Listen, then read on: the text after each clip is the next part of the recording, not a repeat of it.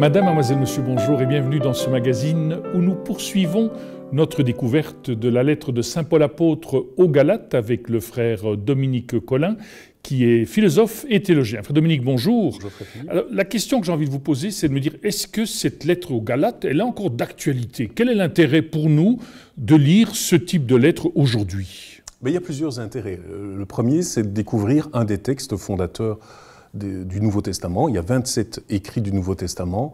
Les chrétiens habituellement connaissent mieux les évangiles que les lettres, et notamment les lettres de Paul. Et c'est aussi important de rappeler d'ailleurs que le Nouveau Testament est composé essentiellement de lettres. C'est le genre épistolaire. Je pense même que c'est la seule religion qui a des textes fondateurs, qui a ce genre littéraire particulier et qui donne au Nouveau Testament un tour beaucoup plus familier, plus vif et plus concret. Parce que quand on écrit une lettre, même si on déploie des idées, ce sont des propos qui sont adressés et destinés à quelqu'un ou à une communauté, avec la marque aussi de questions et de problématiques très concrètes en fait.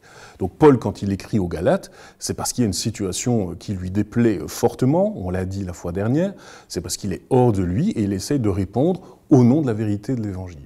Alors, cette vérité de l'Évangile, on essaiera de la découvrir au fur et à mesure, mais si je puis déjà la résumer d'un mot, c'est la vérité de l'Évangile, c'est la liberté. Alors ça, c'est ce qui fait de la lettre de Paul aux Galates son intérêt le plus actuel. Parce que d'abord, la liberté, c'est toujours une quête. L'être moderne, en fait, se veut libre, il a des droits civiques qui le rendent libre, mais on voit bien qu'on est aussi dans une société de contrôle, l'actualité le montre suffisamment, et que c'est donc toujours une quête pour un être humain d'être libre, encore faut-il qu'il sache ce qu'est la liberté, ce qu'est la vraie liberté. Ou c'est une question anthropologique, si vous voulez, de toujours. Une question éthique aussi, hein, qu'est-ce qu'on fait de la liberté ? Et donc, qu'est-ce qu'on fait pour ne pas retomber dans les esclavages et dans les dépendances ?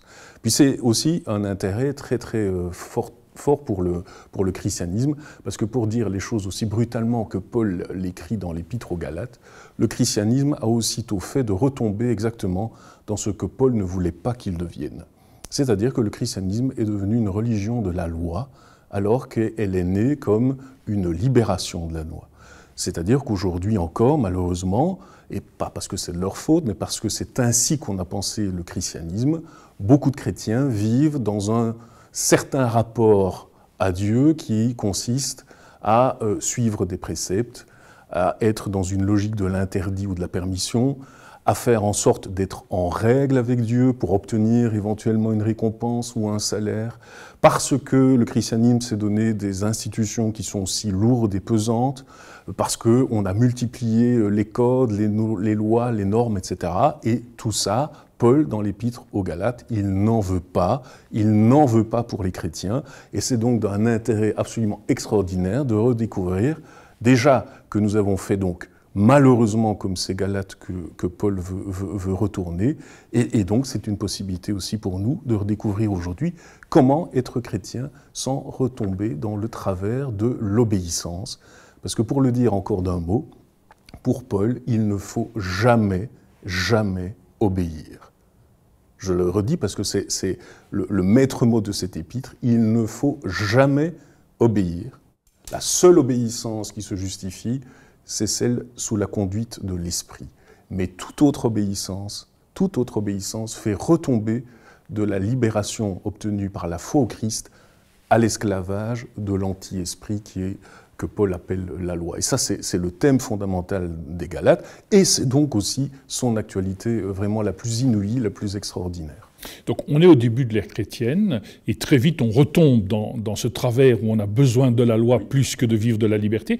Est-ce que l'on peut dater cette lettre en fait dans l'histoire ? On n'a pas de certitude absolue, alors donc sont évidemment les spécialistes que je ne suis pas qui essayent d'établir à plus ou moins.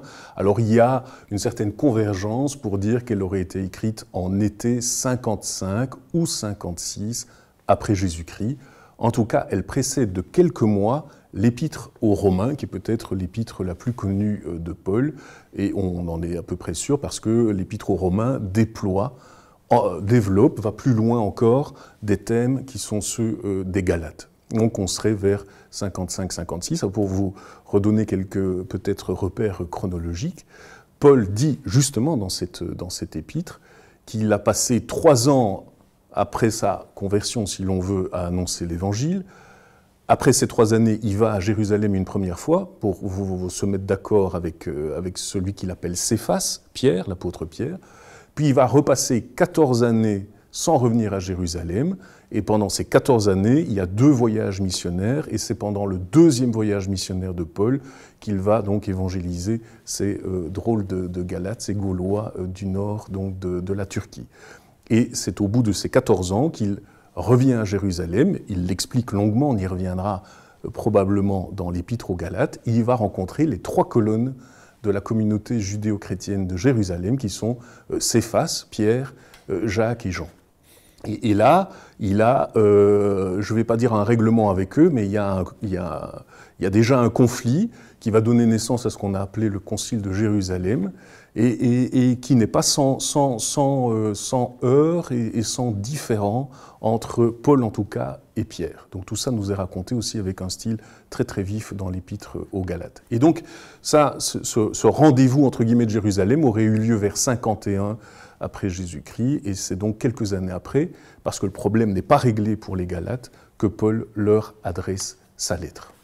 Et c'est peut-être intéressant de se rappeler que ce fameux concile de Jérusalem, on le retrouve dans Acte 15 oui. et dans Éphésiens 2, pour ceux qui voudraient poursuivre la réflexion. Et entre donc la version qu'en donne Luc dans les Actes des Apôtres et la version qu'en donne Paul aux Galates, il y a quelques différences, et notamment une différence de datation.